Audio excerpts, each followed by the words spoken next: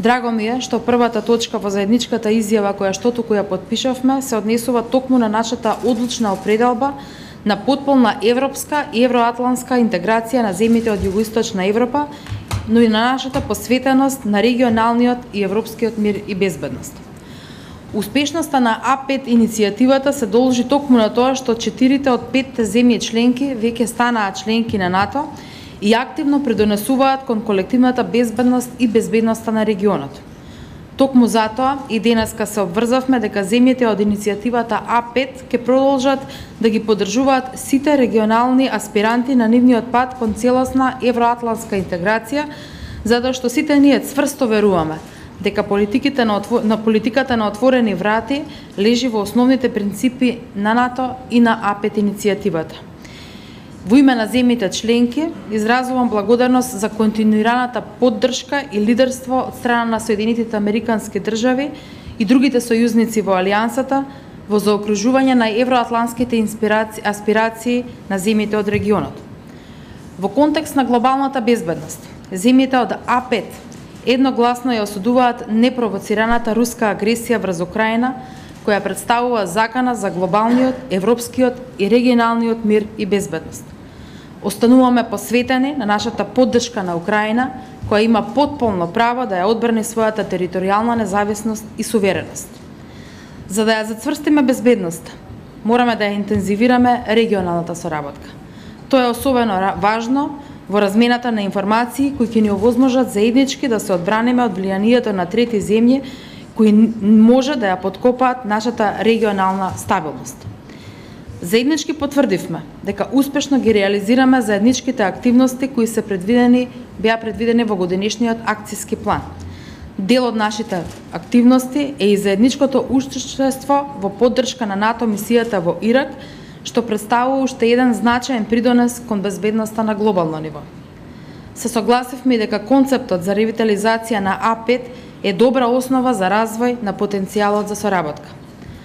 Наш заеднички став е дека и понатаму остануваме на политиката на отворени врати на Сад-Јадранската повелба како многу важен инструмент за зацврстување на регионалната соработка и безбедност.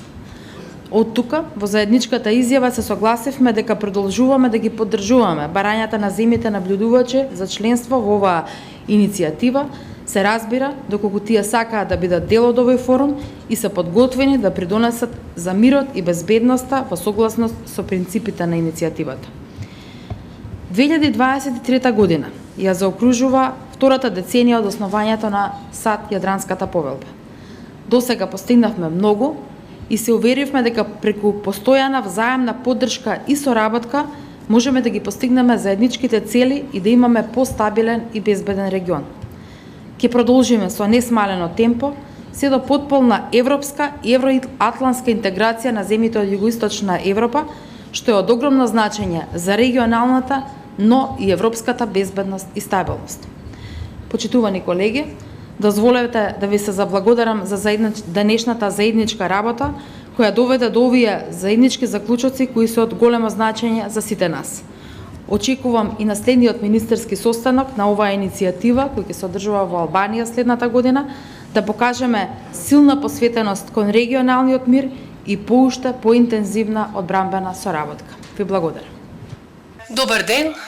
Најнапред би сакала да се заблагодарам на министерката Петровска за тоа што беше домаќин на овој министерски состанок, како и на нејзиниот персонал што успешно организираше една навистина сложена програма и во поглед на логистика и содржина. Навистина ми представува задоволство што сум тука во Скопје, каде што топлината и гостопримството може еднакво да се спореди со важноста на нашата мисија. Би сакала да се заблагодарам на нашите домаќини од Северна Македонија за исклучителната работа која што ја направија во текот на целата година. Акцијскиот план од 2023 година не беше само зборови на хартија, тоа беше едно ветување кое што заеднички го исполнивме. Дури и кога на глобалната сцена се соочивме со длабоки предизвици. Соединетите Американски држави продолжува да дава поддршка на оние земји членки кои што сакаат да станат членови на НАТО и нашата посветеност на политиката на отворени врати на НАТО останува силна. Ние сме навистина горди за врската што ја споделуваме со Јадранската повелба. Ние не сме само сојузници, ние сме и пријатели кои што се обединети во една визија за мирна и стабилна Европа која што ги следи, ги почитува принципите на слободата и владењето на правото. Денес, помеѓу другите теми, разговаравме и за сршта и срцето на овие идеи и идеали. Ние сме обединети во нашата одлучност дека действијата како оние што ги видовме во Украина не може да ја дефинираат нашата иднина. Стоиме заедно со граѓаните и луѓето од Украина и на тој начин потврдуваме дека борбата е повеќе од борба за територија. Тоа е борба за вредностите кои што сите ние ги почитуваме. Навистина ме инспирираше оваа обсежна дискусија која што имавме во поглед на унапредување и зајакнување на нашата одбрамена соработка. Ова станува збор за повеќе од стратегија, станува збор за нашата споделена безбедност и оформувањето на нашата заедничка иднина. Предавањето на председателството на Албанија го значува не само поминувањето на времето, туку и нашата континуирана посветеност на овие цели. При идните чекори, ваквите заеднички наши ангажмани, како мисијата на НАТО во Ирак, како и ангажманот и работата во рамките на А5 и последовалната предавање на председателството, треба да се подсетиме дека секој чекор е чекор во кој што мирот не е само аспирација, туку реално за целокупната заедница. Глобална заедница. Пред да заклучам, сакам да кажам дека силата на А5 не се мери само со зборовите кои што ги кажуваме, туку и преку делата кои што ги правиме. Во подготвувањето на предавањето на председателството на Албанија за следната година, се надевам дека ќе продолжиме во духот на пријателство и соработка.